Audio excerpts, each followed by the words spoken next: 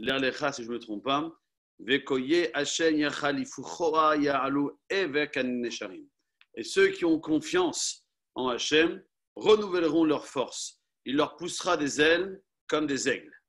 Et pour la vieillesse, vu que le dodo, on sait ça, alors c'est marqué dans le fameux Teilim 92, le psaume de Shabbat, Oh dinuvon beseba, deshenim venarananim yiyu. Il portera encore des fruits dans la vieillesse, vigoureux et frais, ils seront.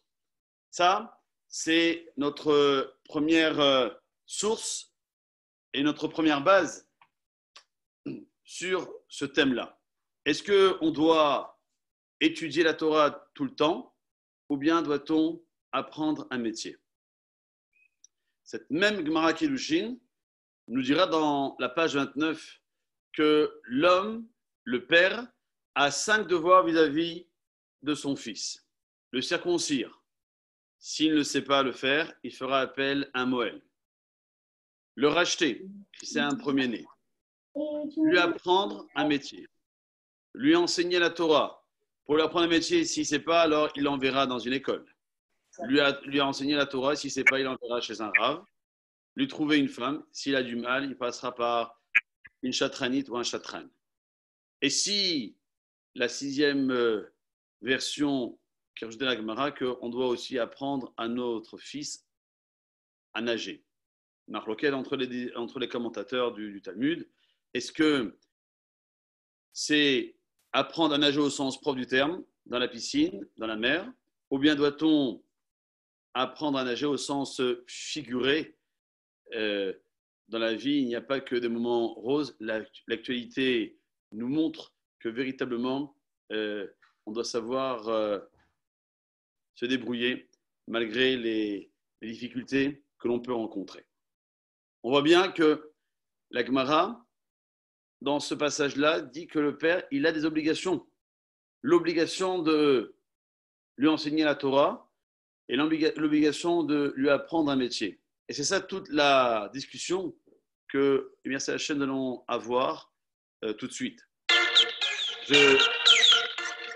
Je terminerai avec un dernier point pour rester dans les bases de Torah. Les Pirkei Avot que nous avons lus entre Pessah et Shavuot, au chapitre 2, Mishnah 2, rapportera que Yafat Amud Torah im derech eretz, que l'étude de la Torah, elle est belle lorsqu'elle est accompagnée d'un travail. Pourquoi? Parce que lorsqu'on fait les deux, on n'a pas le temps de fauter. Et c'est là où on va commencer le développement. Rappelez-vous, peut-être vous l'avez déjà entendu, mais dans le Daf Yomi, nous sommes dans Masechet Shabbat, donc nous l'avons étudié à la page 33 de cette Masechet. Pour ceux qui ont fêté correctement la Yule de Rabbi Shimon Bar Yochai, nous avons relevé ce passage-là, que Rabbi Shimon Bar Yochai, lorsqu'il a été pendant 12 ans avec son fils Rabbi Lazare dans la grotte, il n'avait qu'un seul vêtement. Il dit comment on va faire pendant 12 ans? Il n'y a pas de machine à laver, il n'y a rien pour laver, et il faut tenir le coup pendant 12 ans. Alors, ils ont décidé de enlever leurs vêtements, de se mettre sous terre pour pouvoir étudier la Torah jour et nuit, pas pour se reposer sur un banc. Et uniquement, ils sortaient de leur sous-terre pour s'habiller et faire les 3 tfilotes. Et Rabbi Shimon Bar Yochai et Rabbi Lazare ne se contentaient que d'une poignée de caroubes d'un Shabbat à un autre Shabbat. Nous, c'est déjà notre première problématique. Est-ce qu'on est capable, à l'heure actuelle, d'agir comme cela? Est-ce qu'on peut se contenter d'une poignée de caroubes et de passer notre temps à étudier sans avoir de portable, sans avoir d'ordinateur, sans avoir de travail, d'avoir aucun des conforts que la société moderne aujourd'hui nous propose? Et la Gemara dans Masechet Brachot, page 35, si je ne me trompe pas, elle rapporte cette condition de vie que Rabbi Shimon Bar Yochai vivait Et il propose, c'est un avis.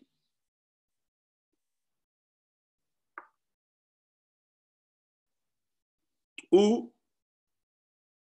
sinon, on prend la deuxième shita, qui demande à ce que les sages dans la Mishnah, tout à l'heure j'ai évoqué rapidement les Perkei Avot, et on a vu dans les Perkei Avot, des rabbinim, au moins un que j'ai en tête, Rabbi Yochanan Hassan Dalar, Rabbi Yochanan le cordonnier, et tous les rabbinim dans la Mishnah et la Gemara, les Tanaïm et la Moraïm, avaient un métier.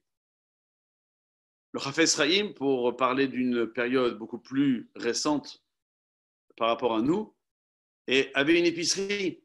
Bon, elle n'a pas duré longtemps, c'est vrai. Mais il a dit, il faut bien donner à manger à notre femme, à nos enfants. Et même si véritablement on se contente de peu, on n'est pas dans la génération du désert où la manne descendait. J'ai la émouna. Et cette émouna, c'est quoi?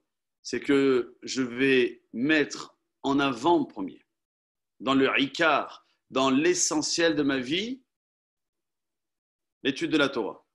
Et accessoirement, secondairement, travailler. Aujourd'hui, c'est notre plus grand challenge, à savoir que véritablement, on a du mal. Lorsque on a la force déjà de venir à la tefila le matin, dit le Shulchan Aruch, on doit d'abord sortir du Beth HaKnesset pour aller au Beth HaMidrash. De rester qu'un court instant, un quart d'heure, une demi-heure, une heure, il n'y a pas de timing, mais en tout cas un moment avant de passer dans le monde extérieur, le monde du travail. C'est vrai que la Parnassa, parce qu'on ne peut pas évoquer ce sujet sans savoir qu'est-ce qui est mis en balancement. Le problème de la Parnassa, il faut savoir que la Parnassa, c'est entre les mains d'Akadosh Baruch Hu. Ça fait partie une des 3 clés que l'homme, avec un grand H, ne dispose pas chez lui. La clé de la naissance, une femme est enceinte, Baruch Hashem, elle va accoucher Besha'a Tova Muslachat, mais c'est bien Besha'a Tova Muslachat. Personne ne sait. Le plus grand gynécologue ne pourra pas lui dire de l'accoucher tel jour, à telle heure, à telle minute, et dans telles conditions. Et ça fait partie de la priorité exclusive de Akadosh Baruch Hu. Malheureusement, lorsqu'une personne décède, personne ne sait à quel moment, et on a vu malheureusement à travers cette épidémie du Covid-19, les personnes qui vraiment sont parties, d'autres sont en vie. Et dans ceux qui sont en vie, il y en a qui sont encore sous aide médicale. Et d'autres qui, Baruch Hashem, sont sortis. Et ça appartient aussi à Akadosh Baruch Hu. Et la clé de la Parnassa, c'est aussi un élément qui n'appartient pas à l'homme, contrairement à ce que l'on pourrait penser. C'est pour ça que je me presse de dire que lorsque l'homme réussit, il ne doit pas dire c'est grâce à moi, mais plutôt c'est grâce à Hachem. Et lorsqu'il échoue, il ne doit pas en vouloir à Hachem, mais se dire c'est à cause de lui que ça s'est passé. D'ailleurs, le Teilim numéro 144, que beaucoup de communautés lisent le samedi soir à la fin du Shabbat, et David Baruch Hashem Sureh Mlamed, là-bas, on parle de cette notion de Mizan Elzan, littéralement de nourriture en nourriture. Et le Ben Ish Chai, Rabbi Yosef Chaim de Bagdad, qui a vécu jusqu'au début du XXe siècle, rapporte là-bas que cette notion de Mizan Elzan, elle a une connotation évidemment différente que le sens littéral. Certes, le premier zan, c'est la nourriture matérielle, et le second zan, c'est la nourriture qu'on appelle spirituelle. Et il explique le Ben Ish Chai en disant que le zan en question, ça s'écrit Zain Nun Sofit. Chaque lettre hébraïque a une valeur numérique. Zayin, c'est 7. Nun, 50, ce qui fait 57. Et 57, ce n'est rien d'autre que le 19 berachot qu'il y a dans la Hamida, fois les 3 tefilot que nous devons faire, nous les hommes, par jour, Arvit, Shacharit et Mincha. 19 fois 3 égale 57. Conclusion, dit le Ben Ishraï, lorsque je fais ma tefila avec un peu de kavana et que je sors de Bet HaKnesset, je rentre dans ma voiture et que j'écoute la radio et que j'entends qu'il y a des bonnes nouvelles, qu'il n'y a plus de malades, il n'y a plus de guerre, que le pétrole, le prix du pétrole est en baisse et que la bourse est remontée, alors je peux dire c'est grâce à ma tefila que nous sommes arrivés à ça. Mais si je fais une tefila bâclée, sans avoir mis un petit sentiment de kavana dans cela, alors ma tefila, elle aura du mal à arriver jusqu'aux cieux. Et pour revenir à notre sujet, la parnassa, c'est une affaire uniquement qui concerne Akadosh Baruch Hu. Je veux juste corriger ce que j'ai dit tout à l'heure. La Gemara de Barachot, page 38 et non pas page 35. Donc, entre Rabbi Shimon Yochai, qui dit que l'homme doit étudier constamment la Torah. Et les besoins seront satisfaits par les autres. Alors que pour Rabbi Ishmael, un travail est nécessaire pour assurer ses besoins. Et sur cette Gemara-là, les commentateurs ont expliqué que, comme toujours, Elu ve'elu divrei Elokim Chaim, les deux sont des paroles d'Hachem et que les deux ont raison. Car les hommes qui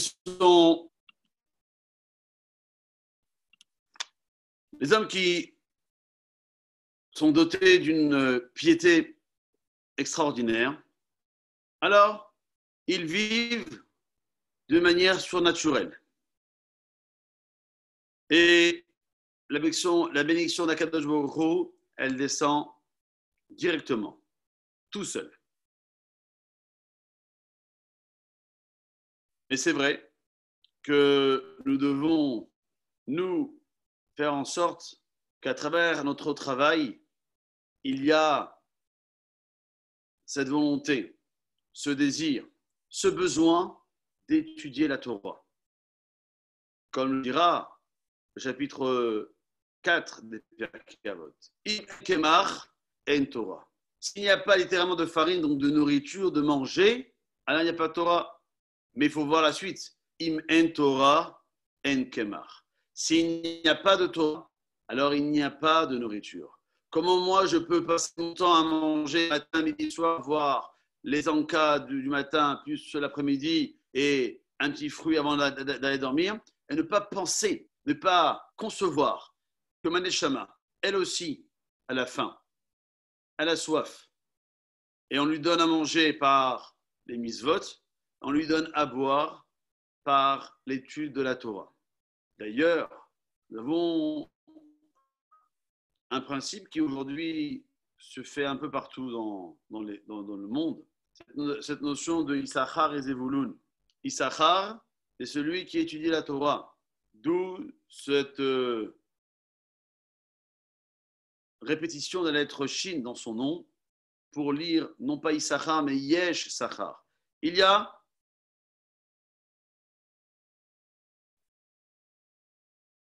double part. Pour moi qui étudie la Torah Issachar, mais aussi pour toi Zevulun. Mais Zevulun, celui qui travaille et qui va aider financièrement Issachar qui étudie la Torah, Zevulun, il ne doit pas aussi oublier qu'il a cette obligation d'étudier la Torah. Et on le voit à travers son nom. Zevulun, Zayin, Bet, Vav, Lamen, Nun, Sofit. Zayin et Nun, Sofit, première dernière lettre de ce prénom, c'est Zan. La nourriture, il travaille pour ça. Au milieu, il y a quoi? Bet, Vav, Lamed. Boule. En hébreu moderne, c'est un timbre, mais on veut faire référence à la Torah. Que Bet, c'est la première lettre de la Torah, Bereshit. Lamed, c'est la dernière lettre de la Torah dans la parasha de Verha, Le'ene Kol Israël. Et le Vav, vous verrez dans tous les Sifrei Torah, toutes les colonnes, à 5 exceptions près, mais toutes les colonnes commencent par la lettre Vav, pour dire que même Zivouloun, il a ce devoir d'étudier la Torah. Et s'il n'a pas le temps pendant la semaine, alors Shabbat a été donné l'occasion pour cela. Et les Chachamim dans la Kabbalah disent qu'une heure d'étude de Torah le Shabbat correspond à des dizaines et des dizaines de milliers d'heures d'études de Torah faites durant la semaine. Donc on voit que personne ne peut dire j'ai pas le temps. Tu n'as pas le temps, tu as Shabbat. Tu peux pas. Aujourd'hui, Baruch Hashem, nous avons, comme le Beth Midrash à Marseille avec qui nous sommes aujourd'hui, mais à travers les internets, à travers des livres traduits, expliqués en français dans tous les domaines de la Torah, que ce soit le Chumash, que ce soit les prophètes, que ce soit les hagiographes, les Ketuvim, que ce soit la Mishnah, la Gemara, la Halacha, le Moussa, la Chassidut, quelle qu'elle soit, tout le monde a la possibilité d'avoir des livres de Torah chez soi.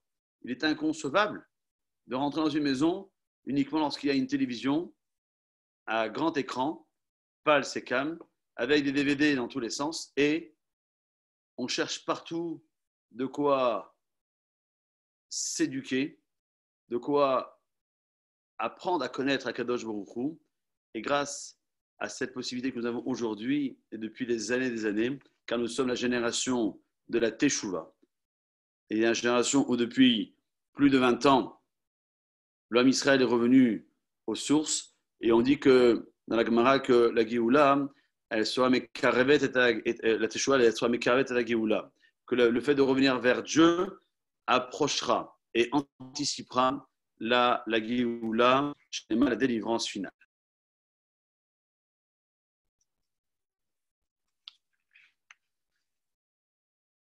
Ça, c'est encore un point que, merci à la chaîne, on aura, si vous le souhaitez, l'occasion de revenir en long, en large détail sur la Parnassa, mais il est bien de concevoir et d'avoir à l'esprit que évidemment, toute la question qui est posée, Kollel ou travail, c'est parce qu'il y a un problème de Parnassa. Parce que un Kollel, même si on va au Kollel, est-ce qu'on est vraiment prêt à rester assis pendant 8, 9, 10, 11, 12 heures, comme à Mavdil, quelqu'un qui va travailler et qui travaille 8, 9, 10 heures par jour sans avoir son téléphone à l'oreille, sans sortir pour faire autre chose, mais être concentré et être assidu dans son étude et à ne voir que ça. C'est quelque chose qui demande beaucoup de concentration, qui demande beaucoup d'efforts, de Missirut Nefesh, et celui qui est capable, au prochain, qu'il y aille. Mais l'esprit humain aujourd'hui fonctionne tellement avec ce que l'on voit et ce que l'on entend qu'on n'est pas sûr de pouvoir être concentré mamache à 100% et que ça serait apparenté à du vol de laisser croire ou une tromperie, de laisser voir, de laisser entendre ou croire que les gens qui nous voient en train d'étudier, qu'on laisse sérieusement pendant 8 heures. Alors on peut le faire pendant 4 heures, pas de problème. En Israël, où je suis, je connais, et même sans connaître, je vois des hommes religieux, pieux, avec des péotes, des grandes kippotes noires, le sicide qui sortent, et qui travaillent dans les supermarchés, comme au Sherad, pour ne citer que lui que j'ai en tête. Et une fois, j'étais surpris, parce que je viens de France, j'ai fait l'Aliyah depuis quasiment 2 ans, donc ça m'avait marqué. Et je suis parti voir le bonhomme, je lui ai dit, mais tu travailles ici? Il me dit, oui. Il me dit, tu n'étudies pas? Il me dit, mais comment tu veux faire? Le kollel, il ne va pas me donner la possibilité de donner à nourrir à tous mes enfants et à ma femme, à les habiller, à payer le loyer, les charges qui sont fixes. Donc, j'étudie le matin au kollel de 8h à midi et après de 13h jusqu'à 18 ou 19h, je travaille. Et bon, avec ce que me donne le kollel, qui est une petite somme, et le travail que je fais l'après-midi, j'arrive à pouvoir honorer ce que une femme et des enfants et une vie simple d'un juif religieux puisse être réaliser sans aucun souci.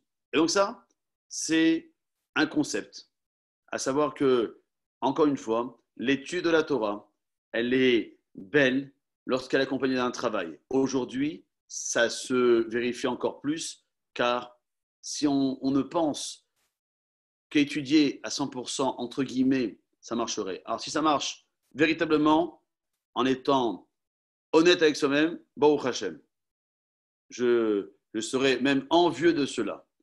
Mais si ce n'est pas le cas, alors on se doit de revenir à quelque chose de beaucoup plus concret.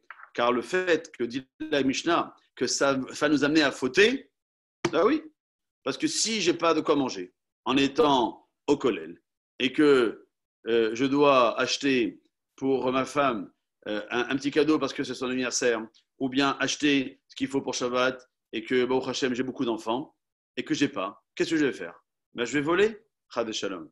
Et dans ce fait, je vais fauter. Mais le contraire est aussi vrai. Je ne peux pas passer ma journée entière, du début à mon réveil jusqu'à mon coucher, à ne faire que travailler. Car sinon, je n'étudie pas la Torah. Si je n'étudie pas la Torah, eh ben, je ne veux pas savoir qu'est-ce qui est autorisé, qu'est-ce qui est permis, qu'est-ce qui est interdit, qu'est-ce qui est toléré. Donc, je vais aussi rentrer dans cette faute que la Mishnah dans la vote nous rappelle. C'est pour laquelle un de nos grands maîtres contemporains qui est décédé il y a quelques années, le Rav Yosef Zichrono Livracha, rappelait que même un homme de cette envergure qui n'a pas la possibilité d'étudier la Torah tout le temps, n'a pas le temps pour faire du Chumash, de la Gemara, de la Mishnah, alors qu'il prenne au moins un livre de Halacha, parce que c'est la Halacha qui va nous permettre de comprendre comment on mange kasher, comment on met les téfilines, comment on travaille notre commerce d'une façon honnête, comment on parle avec les gens pour ne pas faire du lashon hara. Toutes les étapes de la vie sont inscrites dans le Shulchan Aruch et c'est une invitation que nous avons, nous, à faire. C'est pour laquelle que la Gemara, dans Brachot, que nous avons fait le Siyum il y a quelques mois, a rappelé cette bel adage que nous récitons aussi tous les matins de la Tfila, dans Shacharit avant Enu Shave'ar, que celui qui apprend minimum halachot, donc au pluriel minimum 2 halachot par jour, alors on lui confère une part dans le monde futur. Parce que quoi? Parce qu'il désire halichot, il veut avancer la lechet. Mais pour ça, il doit apprendre les halachot, les lois, dans tous les domaines de la vie, afin que nous puissions être en adéquation à ce que Akadosh Baruch Hu nous a donné il y a maintenant quasiment une semaine à Shavuot pour la 3332e année que la Torah a été donnée au mont Sinaï. Mais c'est vrai que la Torah, c'est l'outil par excellence de la création du monde. Le Midrash dans Bereshit Rabbah rapporte que un verset dans Shlomo Ameler qui dit « J'ai été fidèle près de lui ». Et le mot « près », il se dit « Amon ». Et le Midrash dit « Il ne faut pas dire « Amon » près, mais « Ouman ». Ouman, non pas la ville en Ukraine, mais Ouman, l'artisan. Pourquoi? Parce que normalement, lorsque un roi construit un palais, dit le Midrash, il ne le fait pas tout seul. Il a des plans, il a des projets qui vont lui indiquer comment seront disposées les chambres, où placer les ouvertures. De la même façon que Kadosh Baruch Hu, il a regardé la Torah qui a été créée avant la création du monde. Et après avoir regardé dans la Torah, il a construit le monde. Et la Torah a dit Bereshit bara. Par le mot Reshit, Dieu a créé. C'est par le Reshit que le monde a été créé. Et Reshit disent les Chachamim, c'est la Torah. Et on rapporte dans un livre qui s'appelle Les Pirkei de Rabbi Eliezer que 7 choses ont été créées avant le monde. J'ai parlé tout à l'heure de la Torah, mais la Teshuvah a été créée avant le monde, ainsi que le Gan Eden, le paradis, le Gehinam, l'enfer, le Kisei HaKavod, le trône d'Akadosh Baruch Hu, le Mishkan, le sanctuaire, ainsi que le nom du Mashiach.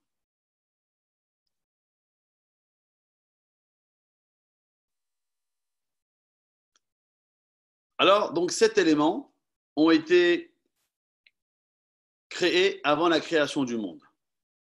Certains ont été créés, d'autres ont été conçus. Puis, il a vu que la Torah, avec le Kisei HaKavod, le trône d'Akadosh Baruch Hu, ont été créés. Les autres éléments ont été conçus en pensée. Rabbi Abba, dans le Midrash, il dit aussi que la Torah a précédé le Kisei HaKavod. Donc la Torah, elle est en première position.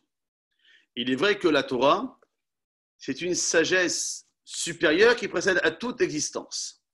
C'est donc la première essence, le monde supérieur, la sphère de l'intellect, alors que le Kisei HaKavod, c'est le grand firmament qui englobe toutes les sphères qu'il y a dans les cieux. Et le fait que Akadosh Baruch Hu a créé l'homme la fin du 6e jour, et qu'après il a dit Veini Tov Meod, c'est fait très bien. Vayere Vayeboker Yom Hashishi, alors que pour les autres jours de la création, il a dit Yom Echad, Yom Sheni, Yom Shelishi, Yom Revi'i, Yom Chamishi. Il n'y a pas marqué il n'y a pas de la lettre He avant tous ces mots-là. Par contre, pour le Shishi, il n'y a pas dit Yom Shishi, mais Yom Hashishi. Alors évidemment, la lecture littérale veut dire le 6e jour de la semaine, vendredi, pour traduire en français. Mais en réalité, c'est le Yom He, le 6e jour, en parlant du mois de Sivan, où la Torah sera donnée à qui? Pas aux anges, qui se la voulaient, mais l'homme. Et c'est pour ça que c'est marqué Tov Me'od. Tov, parce que c'est la Torah, qui est l'écart Tov, c'est la Torah, quelque chose de bien, alors ne l'abandonnez pas. Et Me'od, parce que c'est soit j'utilise toutes mes forces, Me'od, pour m'investir dans la Torah, ou sinon, si j'abandonne, je décline cette invitation de l'étude de la Torah, alors je vais tomber dans l'erreur, dans la faute, et dans une vie qui n'est pas celle que Akadosh Baruch Hu attendait de nous en tant que comme nous sommes le reflet de l'humanité, pourquoi tout le monde entier a les yeux fixés sur nous? Pas pour rien, sur Israël, sur Yerushalayim, comme l'a dit le prophète, Ki mitzion teset Torah, udvar Hashem mi Yerushalayim. Chachamim rapporte aussi que il y a 3 courants dans le monde. Keter Torah, Keter Keuna, ve Keter Malchut. La couronne de la Torah, il faut l'étudier. Et les Chachamim disent qu'il faut 48 qualités pour arriver au summum d'une étude de Torah totale. Mais qu'on ait les uns après les autres, c'est déjà beaucoup. 48, c'est un bon chiffre. Ça nous fait penser à 49, jour du Homer, pour arriver au 50e jour, qui aurait pu être fatal pour nous si on était resté dans cette mentalité de la culture égyptienne, alors que véritablement, on avait tout à gagner. Et Baruch Hashem, on a pu gagner car on a été sauvé grâce à cette acceptation directe, naasé, de la Torah, même si plus tard, à l'époque de Achashverosh, dans la Bigat Esther, nous lisons à la fin que les Béné Israël, ils ont réaccepté la Torah, et là, sans aucune contrainte. Enfin, avant de vous laisser la parole pour différentes questions, je voudrais véritablement nous donner la possibilité encore de mieux saisir l'importance de l'étude de la Torah.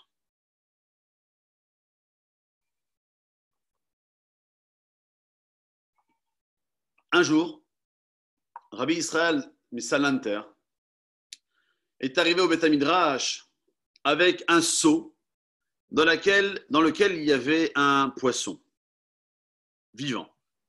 Les élèves se sont dit, aujourd'hui, on va faire un cours spécial à la Yeshiva. On va avoir un cours de recettes sur le gefilte fish.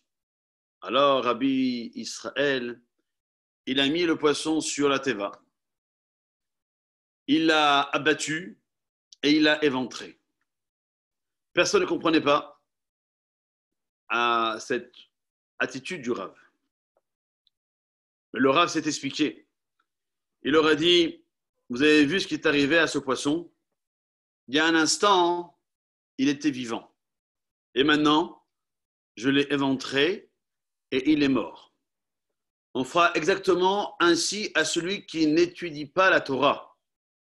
Car la Gemara dira dans Psachim, page 49, Amoud Bet, il est permis d'éventrer un ignorant le jour de Yom Kippour qui tombe le Shabbat. Il aura concrètement montré ce que l'on ferait à un juif quel qu'il soit qui n'étudie pas la Torah.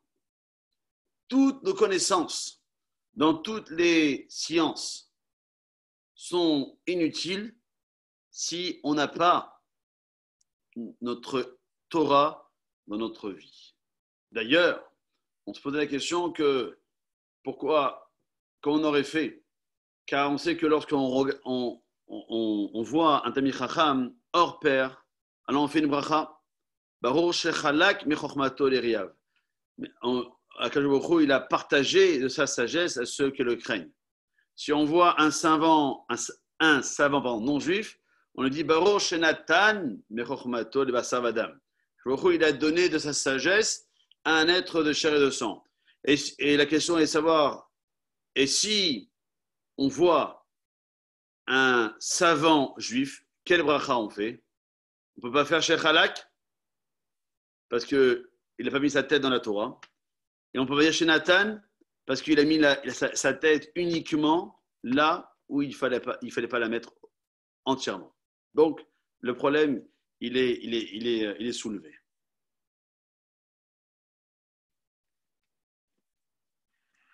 Vous savez, une fois, il y a un homme, il monte dans un taxi. Arrivé à destination, le chauffeur lui a demandé 12 shekels.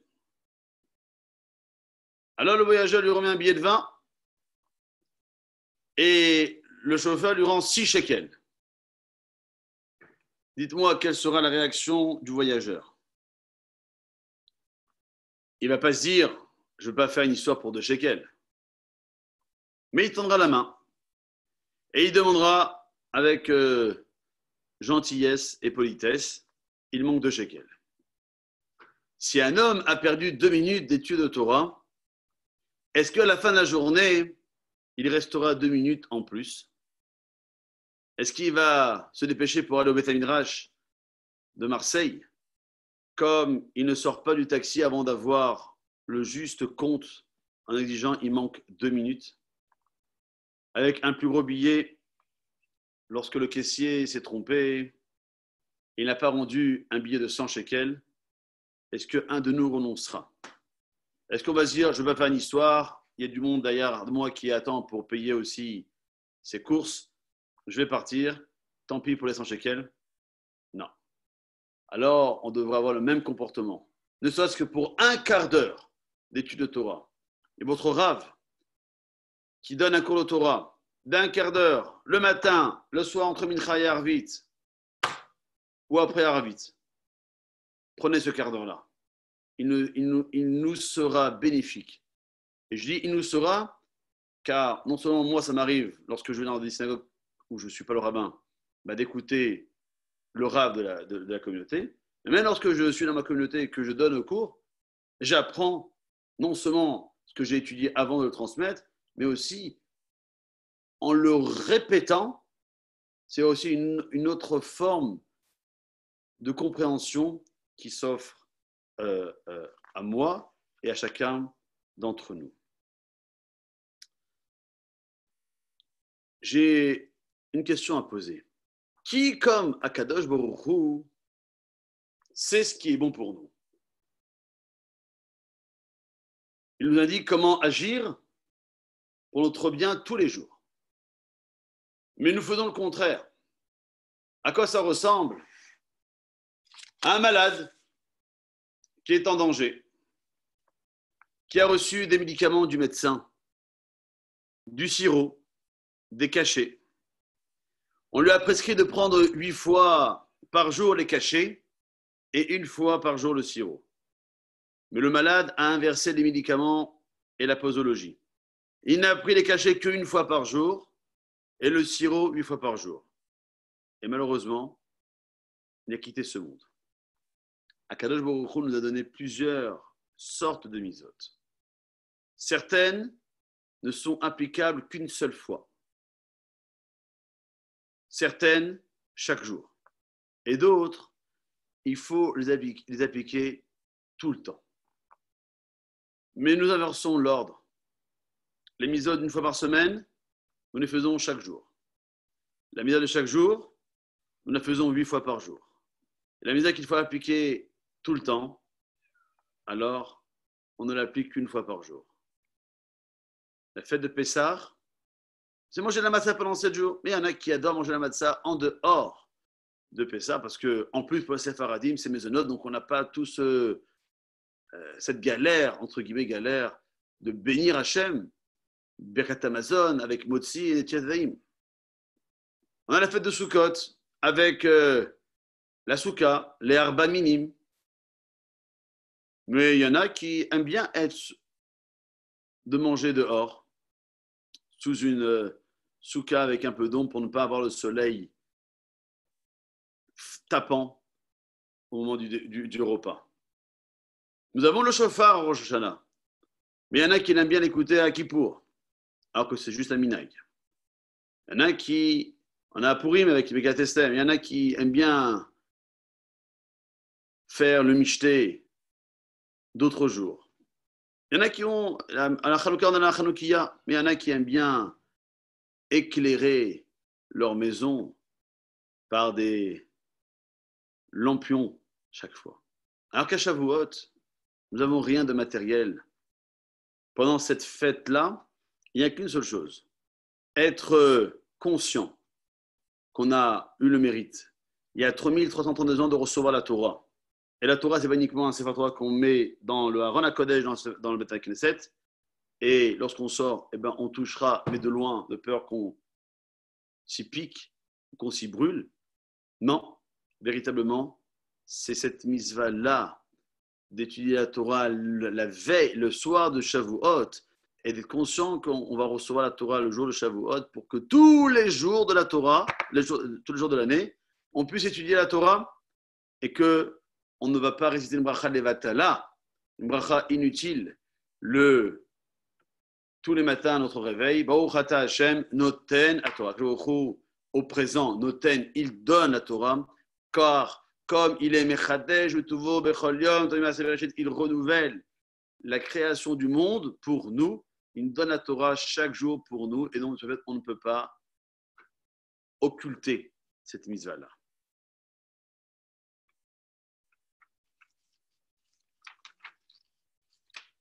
Je terminerai avec cela.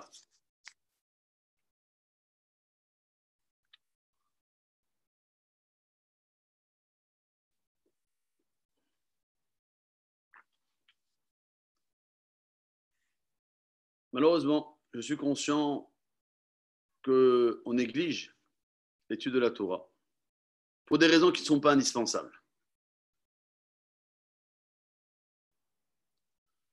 Il y en a qui se lèvent à 8 heures du matin et ils vont accompagner leurs enfants à l'école. Et après, ils sont dans les bouchons. Et lorsque ils arrivent au travail, ils pensent avoir du temps pour pouvoir prendre un café, écouter un peu de Torah sur leur téléphone. Mais rien de tout ça. Une fois, il y avait un rave. Il avait un de ses enfants qui était malade. Il avait eu la fièvre toute la nuit. Alors, il devait l'accompagner au dispensaire le lendemain matin. Mais il voulait véritablement aussi être à l'heure pour sa chavruta, pour son étude au kollel avec son compagnon. Alors il a dit, Ribono Shel Olam, maître du monde, comment je vais faire? Ma femme vient d'accoucher, donc je ne peux pas s'occuper de mon fils. Et si je vais à une heure, on va dire normale, eh ben, il va y avoir trop de monde que je vais arriver très tard à mon limoud et j'aurai perdu tout ce temps-là. Qu'est-ce qu'il a fait? Il s'est levé très tôt le matin, il a pris son fils et il est arrivé au dispensaire vers 6 heures du matin. Et la secrétaire qui était sur place dit, écoutez, le médecin ne reçoit pas avant 8 heures. Et le Rav a dit, c'est simple, c'est un cas de pikuach nefesh, danger de mort. Il faut qu'il y ait le médecin tout de suite. Alors la femme a eu peur. Elle a appelé le médecin.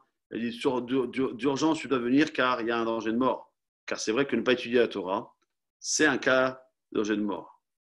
Et le médecin a ausculté, il a vu qu'il y avait un problème dans la gorge, il a donné les médicaments et il est rentré chez lui. Le Rav est rentré avec son fils et les médicaments. Il a eu le temps de déposer son fils à la maison pour qu'il continue sa nuit. Il a dit à sa femme, voilà les médicaments que tu dois lui donner. Et entre-temps, il a eu le temps de faire cette fille-là, de prendre son café. Et il était avant l'heure pour pouvoir étudier avec son travers au collège. On voit que si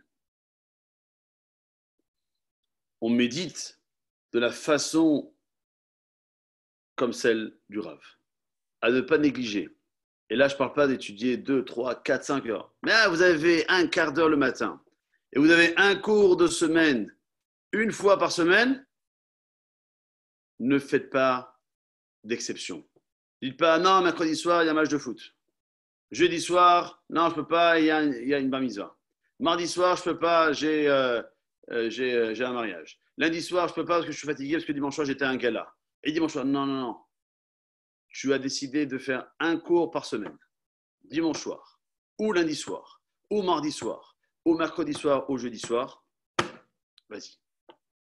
Car je te rappelle que si tu ne peux pas faire le collège toute la journée, alors tu vas travailler. Mais si tu vas travailler, tu ne peux pas dire, moi je fais abstraction de la Torah du samedi soir au vendredi soir. Et comme le Shabbat, je suis fatigué de la semaine, je ne vais pas à la synagogue. Et si je vais, c'est vite fait à la fin, le temps de faire shacharit en express, écouter un peu de paracha, sortir un peu parce qu'il fait trop chaud, faire moussaf sans chazara, assister au kiddush et rentrer. Ce n'est pas du tout notre façon d'avancer dans la Torah. Enfin, je voudrais quand même donner un petit message, car je vois qu'il y a des femmes qui nous suivent et je pense que la Torah, Akadosh Baruch Hu, et moi, humblement, je peux compter sur les femmes car elles nous sont d'une grande aide. Tu as la preuve que la Gemara dit dans Sota que si la femme n'a pas l'obligation d'étudier la Torah comme un homme, alors quelle va être sa récompense pour accéder au Olam Haba? La réponse est simple, de pouvoir envoyer son mari au cours de Torah.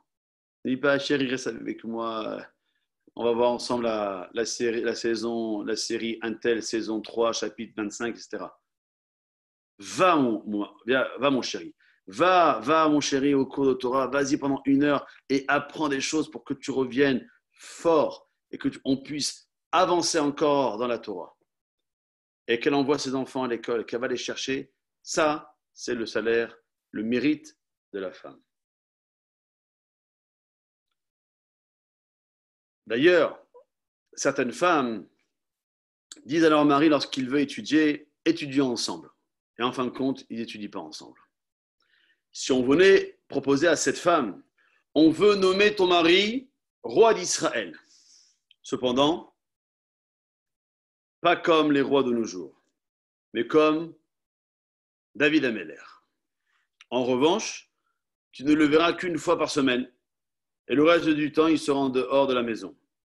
Évidemment, elle dirait, j'accepte de tout cœur.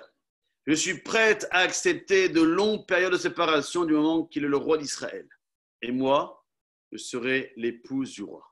Quel mérite et quel honneur. De la même manière, si on proposait à une femme que son mari soit le Kohen Gadol au Beth Amikdash, mais qu'elle ne le voit que 2 fois par mois, elle répondrait qu'il ne me voit pas, mais qu'il soit Kohen Gadol et je serai l'épouse du Kohen Gadol. Dans ce cas, pour quelle raison la femme ne va pas laisser son mari étudier tranquillement. Et c'est ce que dit, c'est ma dernière source et ma dernière parole, celle du Rambam, qui est dit dans Ilchot Talmud Torah, au chapitre numéro 3. Il dit que la Torah, elle est plus importante que la Keuna, dont on a parlé tout à l'heure, la prêtrise, et que la royauté, la Malchut. Comme on l'a dit tout à l'heure sur ces 3 couronnes que Israël a à sa disposition.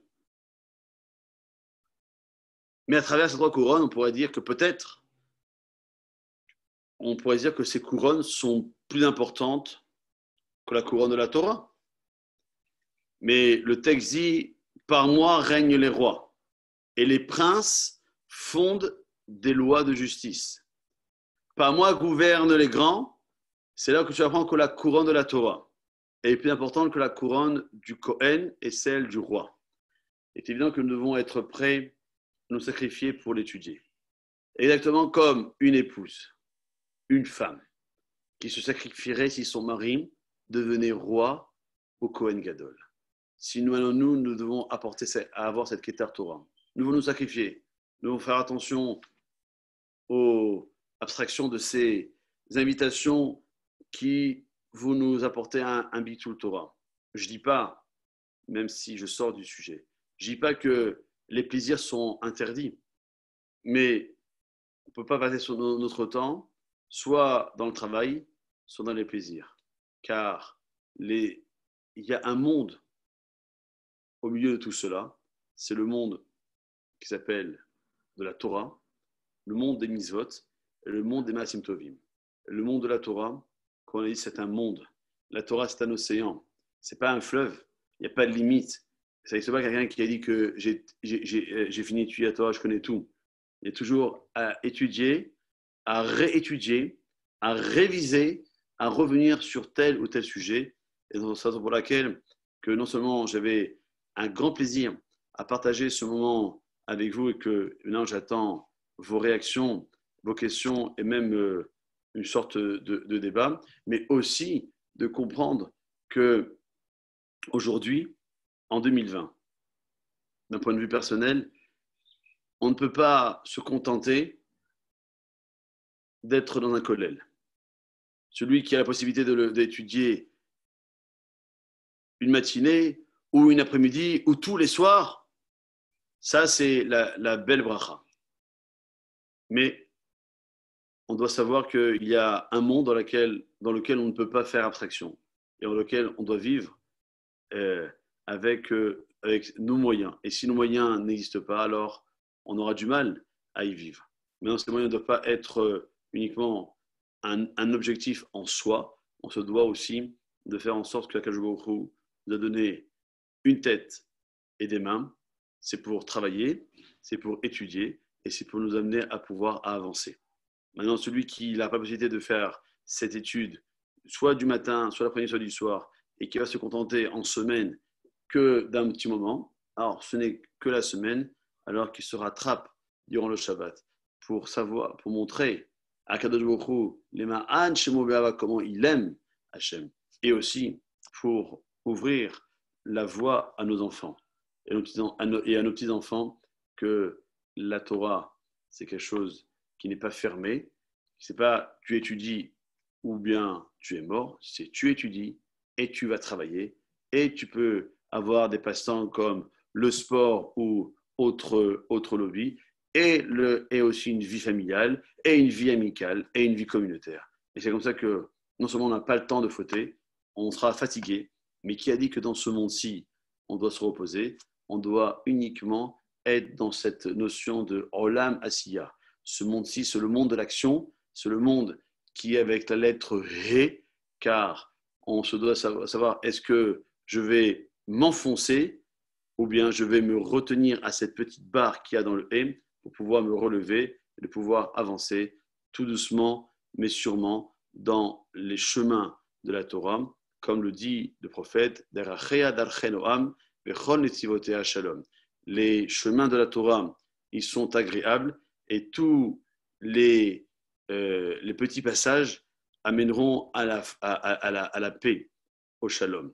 Et c'est ce que dira aussi le roi David, dans le télé numéro 29, Adonai oz le'amoiten, Adonai varet amosh, Akadosh Baruch Hu, il donnera à son peuple le oz, c'est le courage, c'est la force de dire nous avons des valeurs et elles ne sont pas en nombre de 7, comme les 7 lois universelles que les non-juifs n'observent pas du tout, mais nous avons 613, sans oublier les 7 mitzvot que les Rabbanan ont rajouté, ça fait 620. Et 620, c'est le mot Keter, qui veut dire la couronne. Et comme dit Abu Dharam, un commentateur, que 620, c'est aussi la phrase de Hachem Meler, Hachem Malar, Hachem meurt l'un d'elle. Que il est roi, il a été roi, et il sera roi. Donc notre relation avec Akadosh Baruch Hu, elle est importante, elle est incontournable. À cela se rajoute la relation que j'ai avec l'autre et la relation que je dois avoir avec moi-même pour me mettre en situation que lorsque je regarde dans une glace, savoir est-ce que je suis honnête, est-ce que je suis droit ou pas. Et toutes ces 3 relations, on ne peut les consolider à travers les fondements et les principes que la Torah nous donne à travers leur étude, aussi bien à travers la Torah chez Birta, la Torah écrite, que la Torah chez Baal Pé, que le Talmud, la Mishnah et la Gemara. Voilà pour ce que je voulais transmettre humblement aujourd'hui. Je vous laisse la parole. Merci Rabbi. Magnifique. Kazakobo, merci beaucoup. Je vous en prie. Rabbi, j'ai une question. Oui. Juste par rapport à un métier comme Rav d'une communauté, ça rentre dans quel statut? Ça rentrerait dans le statut de métier ou ça rentrerait dans le statut d'une personne qui s'occupe toute la journée à la spiritualité?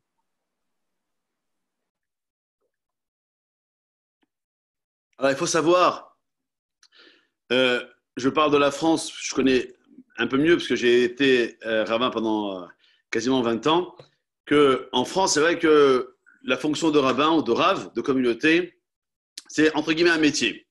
Maintenant, ce que moi je rajoute toujours lorsque je dis ça, c'est savoir que ce n'est pas un métier comme les autres. Ça fait penser à un titre de film, mais aucun rapport. Savoir que on doit faire les choses plus les Shem Shamaïm que par des intérêts divers et variés. Car lorsque on est rave de communauté, alors c'est vrai qu'on a une fiche de paye.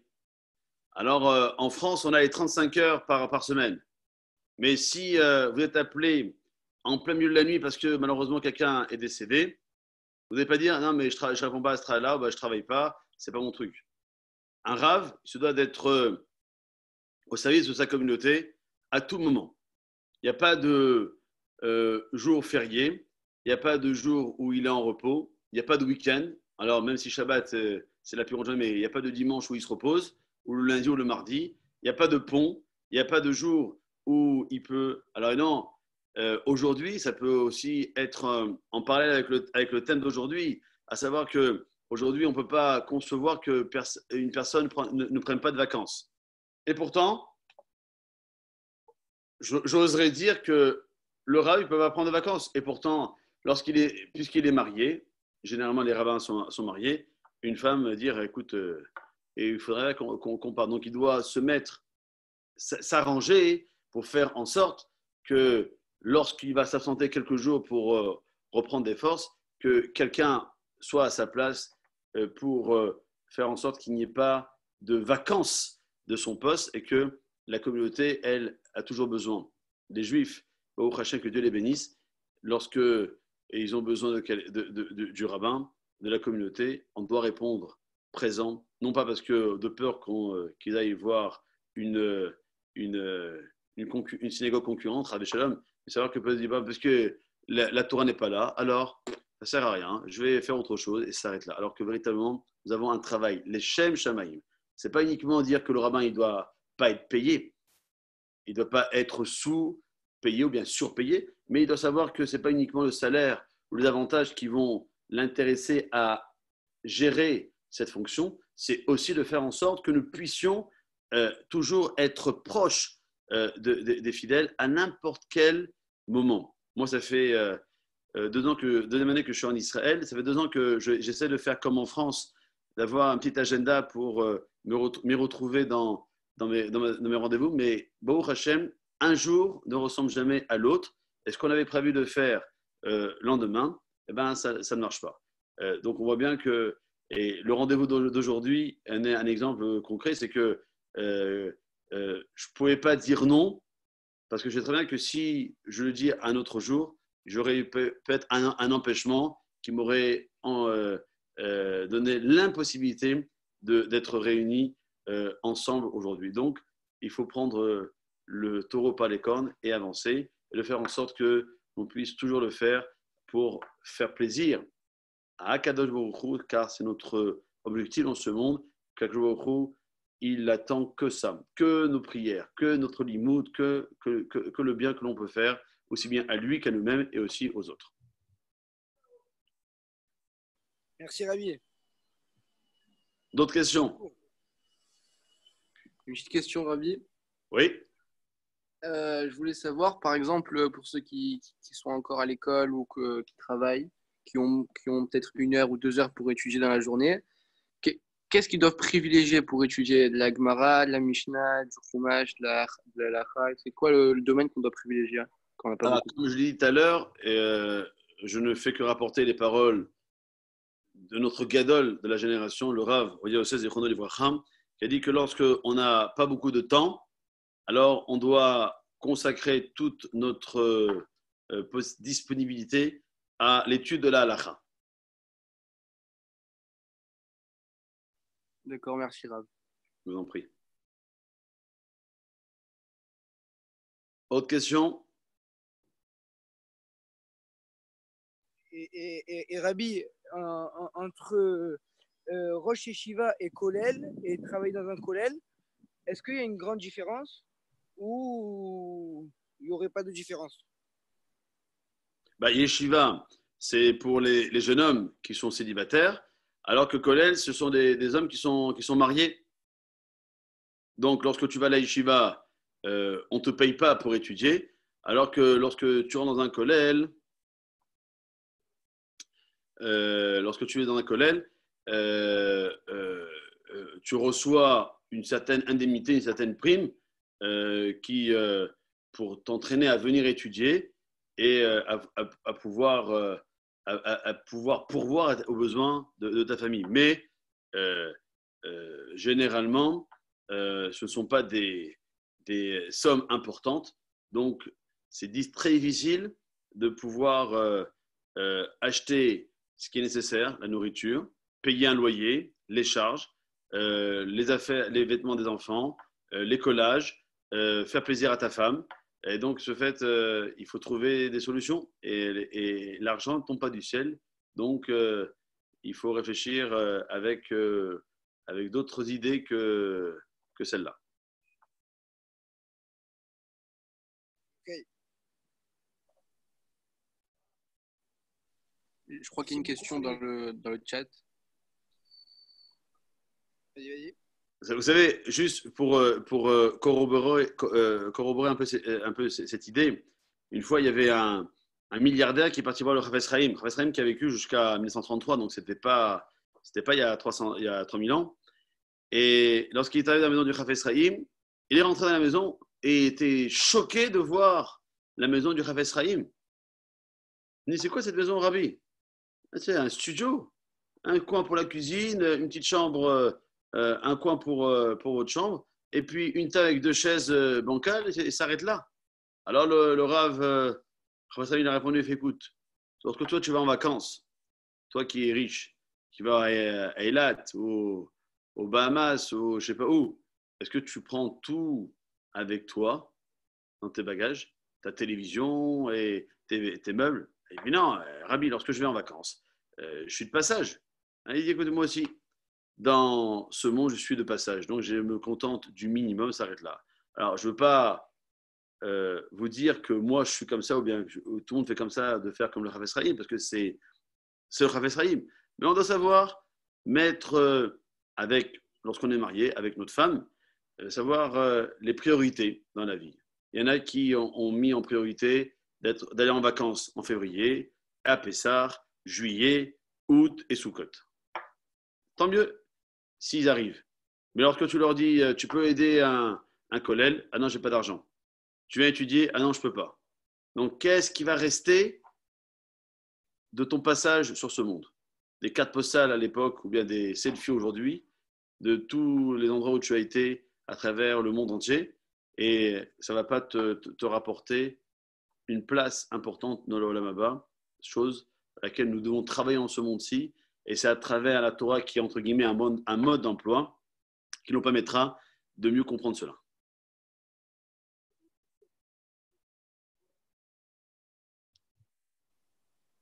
Voilà, il y avait des questions vous m'avez dit dans le chat, j'ai pas fait attention. Ah oui, donc on a parlé donc du contrat de Issachar et Zebulun. Ok, donc c'est un contrat qui se fait. Celui qui est intéressé, je pourrais lui en parler en privé pour mieux lui faire comprendre cela.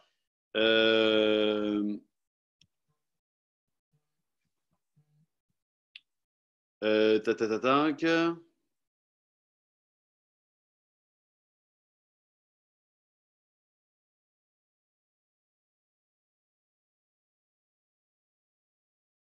Alors, qu'en est-il de la femme? Je parle de celles qui ont un peu de temps, ont-elles le devoir d'étudier un petit peu? Alors, les femmes, elles ne sont pas dispensées d'étudier, mais elles n'ont pas l'obligation, comme nous, d'étudier la Torah. Il faut savoir qu'une femme, elle a des misotes qui lui sont propres, comme la misa de la chala, la misa de la nida et la misa de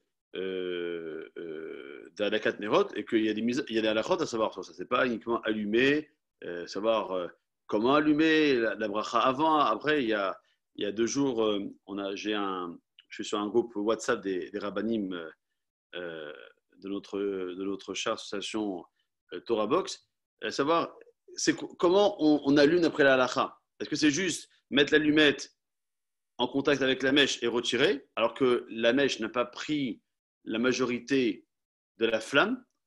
Et c'est ça le truc, c'est qu'il faut que l'allumette, elle puisse allumer la majorité de la mèche pour réaliser la misa. Sinon, je n'ai pas fait la misa. Et donc, il y a plusieurs halachot. Et après, ça ne dispense pas qu'une femme doit faire une tefila par jour. C'est une obligation, c'est pas comme ça. D'après le Minhag Sefarad, c'est une misa par jour, une tefila par jour. Il y a toute la halachot des brachot, etc. Après, il y a des halachot où elles sont moins concernées, comme les téphilines, la Gemara, etc. Mais si elles le font, elles sont pas condamnées pour cela. Et puis, et Baruch Hashem, on voit que même si des fois c'est plus pour des réfouachs chez les mains, etc., mais les femmes sont très collées, que Dieu les bénisse, à les Teilim, à Perek Shira, au Nishmat Kol Chai, au Shira Shirim, etc., et que chaque mot qui sort de leur bouche à travers ces livres hautement sacrés, c'est comme l'étude de la Torah. D'ailleurs, la lecture des Teilim, c'est considéré comme l'étude de la Torah, et c'est le mérite de David Ameller. Quand même, il n'y a pas de hasard chez nous qu'il est décédé le 6 Sivan comme la date de Shavuot et qu'il a eu le mérite lorsqu'il a écrit les Teilim que les Chachamim ont dit que c'est comme si que celui qui prononce un Teilim en dehors de la Tfila, un Teilim, c'est comme si qu'il étudie la Torah. Bon, Rachel, nous, on a la possibilité de pouvoir étudier la Torah à travers Internet, à travers des livres traduits et expliqués en français. Donc, pourquoi se jeûner?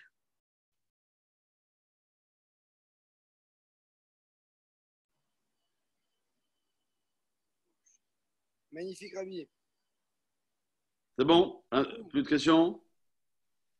Pourquoi on l'a appelé le don de la Torah? Parce que Akadosh Baruch Hu, il a proposé la Torah à tous les peuples.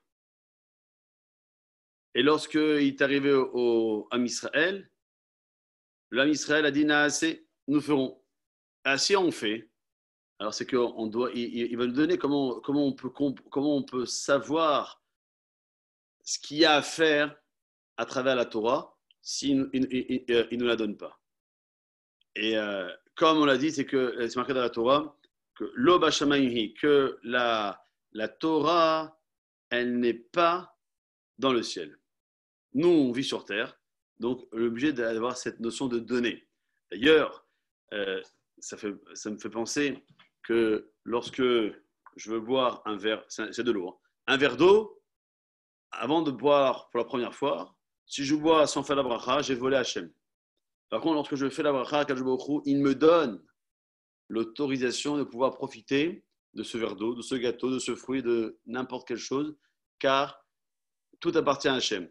Hachem, sa place, elle est partout, mais sa place principale, elle est dans le ciel.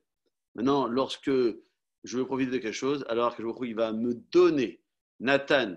Nathan, c'est un des mots en hébreu qui se lit de la droite vers la gauche, de la gauche vers la droite. Pour dire qu'en réalité, ce don qui est fait, il est fait dans les deux sens. Dans le sens que il me donne la possibilité de profiter de quelque chose, et moi, je lui donne toute ma reconnaissance que lorsque je dis Baruch Ata Hashem, c'est pas que je dis je bénis Hashem. Bénis Akadosh Baruch Hu, il n'a pas besoin de notre bénédiction. Par contre, Baruch Ata Hashem, je rappelle que Akadosh Baruch Hu, il est le Mekor Averacha. Il est la source de la bénédiction. Donc, ce phénomène d'ascenseur qu'il y a entre moi sur terre et lui là-haut, et vice-versa. Et c'est comme ça que lorsqu'on fait des brachot, eh ben, Akadosh Baruch Hu, il nous les redéverse 1000 fois plus.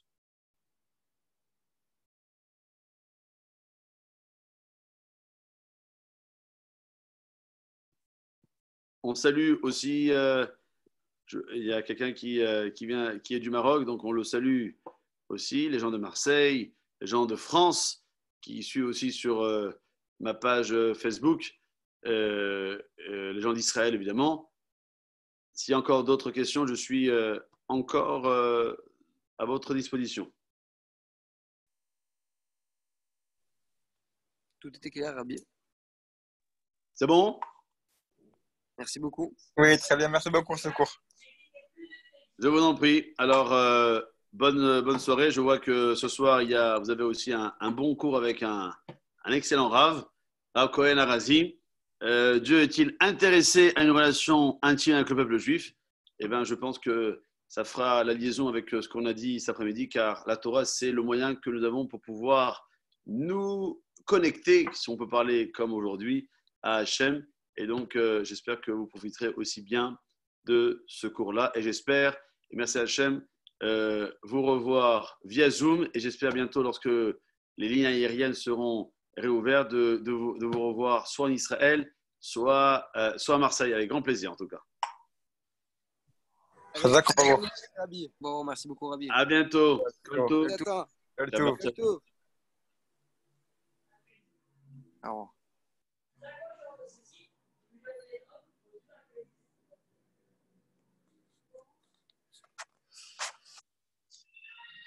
Merci de terminer l'enregistrement.